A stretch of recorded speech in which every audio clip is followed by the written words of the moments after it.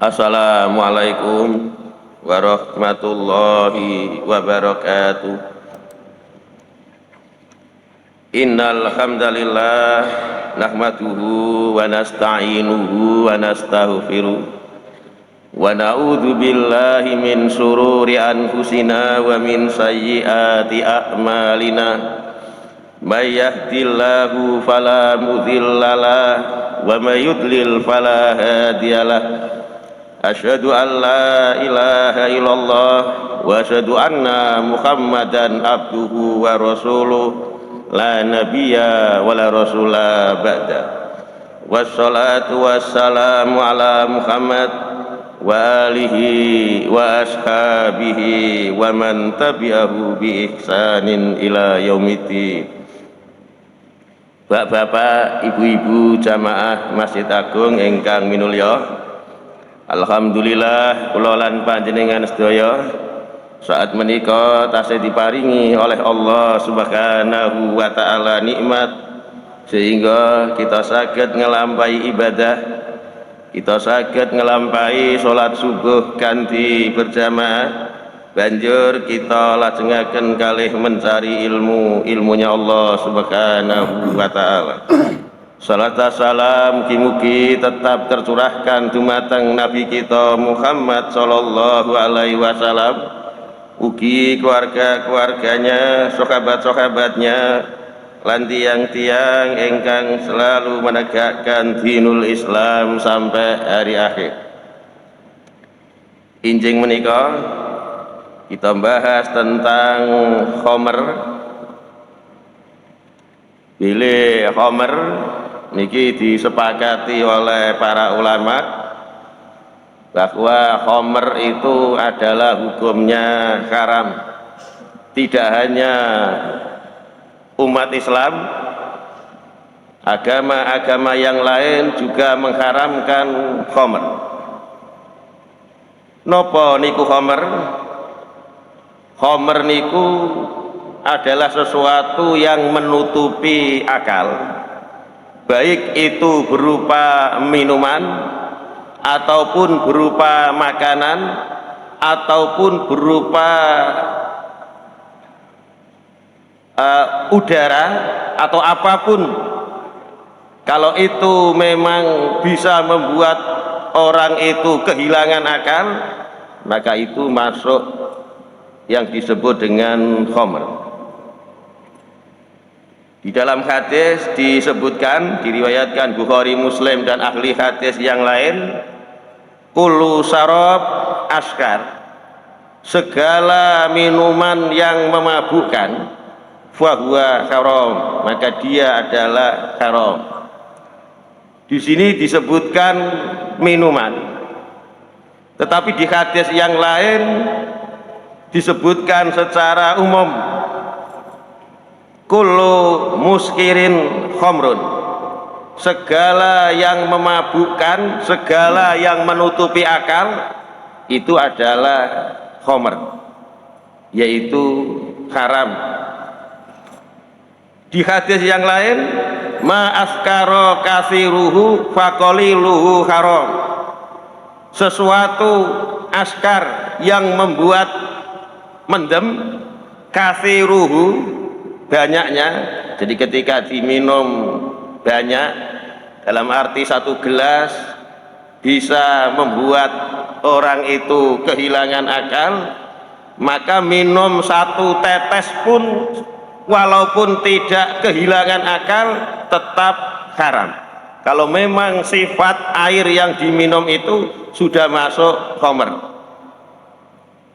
Jadi harus dibedakan bahwa minum satu tetes khamr itu haram.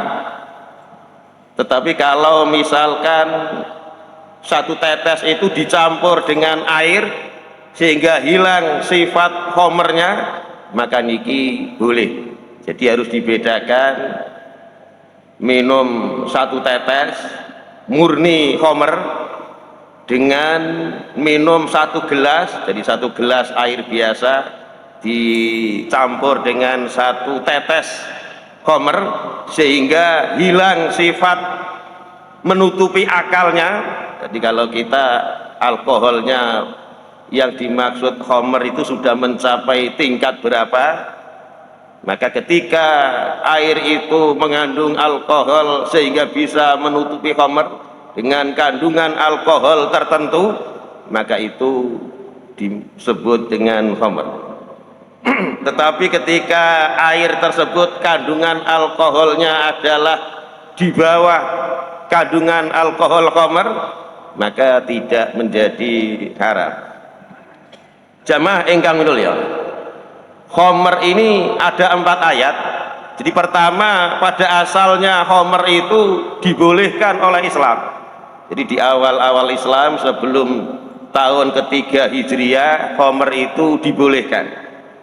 Maka ketika khamr itu masih boleh, sahabat yang namanya Umar bin Khattab, ini di riwayat Tirmidzi, Abu Dawud, Imam Ahmad, dianggap hasan oleh Albani. Umar bin Khattab niku berpikir bahwa khamr ini menghilangkan akal. Kok boleh? Maka beliau mengatakan, Allahumma bayin lana fil khamri bayanan sifaan. Ya Allah, jelaskan kepada kami masalah khamr dengan penjelasan yang bisa menenangkan hati, karena khamr menghabiskan uang, juga menghilangkan akal. Maka kemudian turunlah surat Al-Baqarah, yas'alunaka anil khamri wal maisir. Mereka bertanya kepadamu Muhammad tentang khamr dan judi. Kul, katakan Muhammad, fihima, di dalam keduanya itu ismun kabirun, ada dosa yang besar, wa manafi'ul linnas, dan ada beberapa manfaat. Ketika turun ayat ini, Umar mendengar ayat ini, Umar tetap mengatakan, Allahumma bayin lana fil khamri bayanan sifaan. Ya Allah, jelaskan kepada kami tentang khamr dengan penjelasan yang bisa menenangkan, dengan penjelasan yang bisa mengobati rasa hati ini.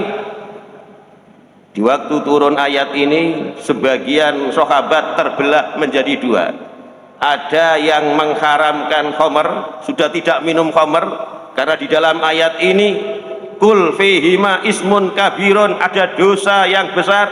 Maka sahabat yang berpegang dengan kata-kata ini itu tidak minum khamr lagi. Tetapi sebagian sahabat yang lain masih biasa minum khamr, karena di dalam ayat ini wa manafi'ul linnas, dan di dalam khamr itu ada manfaat bagi manusia. Jadi misalkan digunakan jual beli, mendapat keuntungan, dianggap masih memberikan manfaat. Maka sebagian sahabat itu masih ada yang minum khamr biasa. Jadi Umar tetap mengatakan ketika ayat ini turun, Allahumma bayyin lana fil khamri bayanan sifaan. Ya Allah, jelaskan kepada kami masalah khamr dengan penjelasan yang membuat tenang hati ini.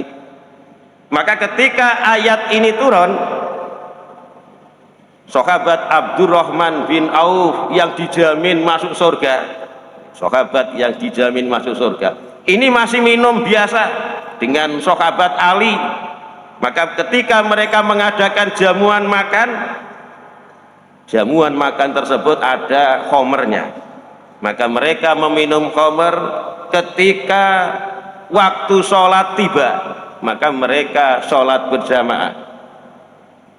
Salah satu imam dari sahabat ini ketika ngimami sholat dalam kondisi mendem niku membaca surat Al-Kafirun. Kul ya ayyuhal kafirun la a'budu ma ta'budun.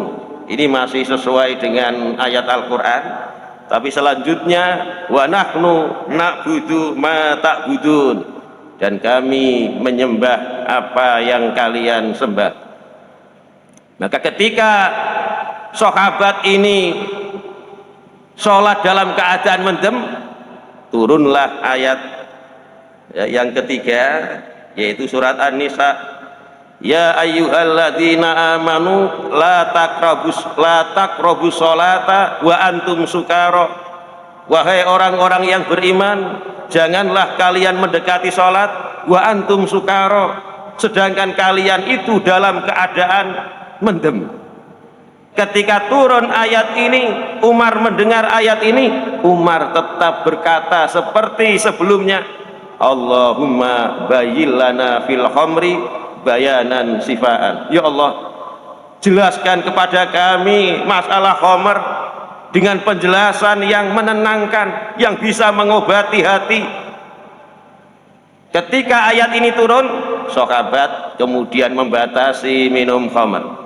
Yang asalnya minum khamr di waktu-waktu apa saja, sekarang dibatasi kalau dekat-dekat dengan waktu sholat mereka tidak minum khamr.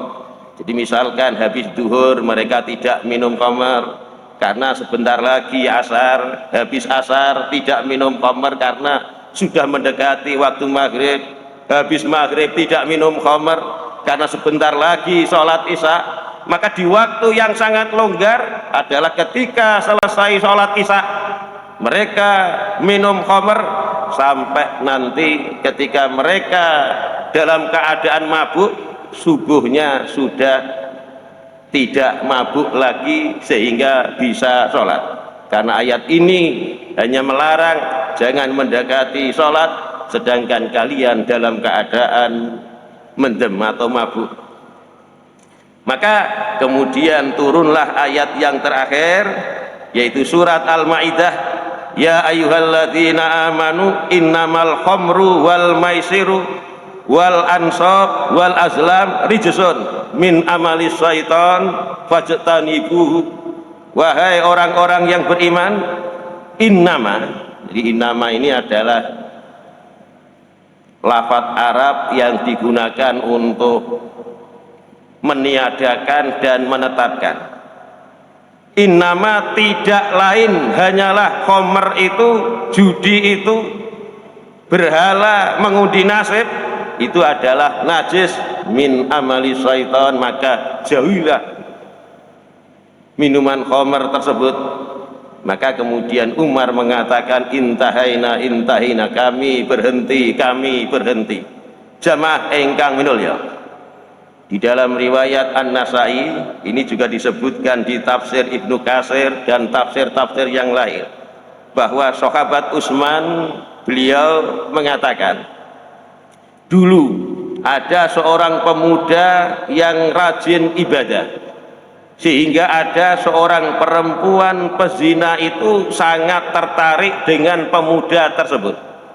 Maka perempuan pezina ini mengutus seorang utusan untuk memanggil pemuda ahli ibadah dengan alasan menjadi saksi dalam hal yang sangat penting. Maka datanglah pemuda ahli ibadah ke rumah perempuan pezina. Ketika ini masuk, pemuda ini masuk rumah, maka segera rumah tersebut ditutup. Kemudian tiang perempuan itu ngomong, da'autuka litaqa'a alayya, aku memanggilmu supaya engkau berzina denganku. Au tasroba min hadhil khamrati ka'san, atau engkau minum satu gelas khamr. Au taqtula hadzal gulam, atau engkau membunuh bayi ini. Jadi pemuda ahli ibadah ini diberi 3 pilihan. Apakah mau berzina, ataukah dia mau minum satu gelas minuman khamr, atau dia ini mau membunuh bayi ini. Maka seorang ahli ibadah dia lebih memilih dosa yang paling ringan. Jadi kalau membunuh ini dosa yang paling besar, menghilangkan nyawa tanpa dosa. Kalau berzina ini juga dosa besar, walaupun masih di bawah membunuh jiwa. Maka yang paling kecil dosanya itu, walaupun ini juga dosa besar, tetapi dosa besar ini paling kecil dibanding dua dosa besar yang lain. Maka dia memilih meminum minuman keras. Ketika dia minum 1 gelas, maka akalnya sudah berubah, dia minta lagi, sehingga setelah minum minuman keras dia jatuh ke dalam perzinahan, dan dia juga membunuh bayi yang masih kecil ini. Ini menunjukkan dampak khamr itu luar biasa. Jamaah ingkang mulya, mugi-mugi kula lan panjenengan sedaya dijauhkan oleh Allah dari khamr dan sejenisnya yang termasuk dosa-dosa besar. Wassalamualaikum warahmatullahi wabarakatuh.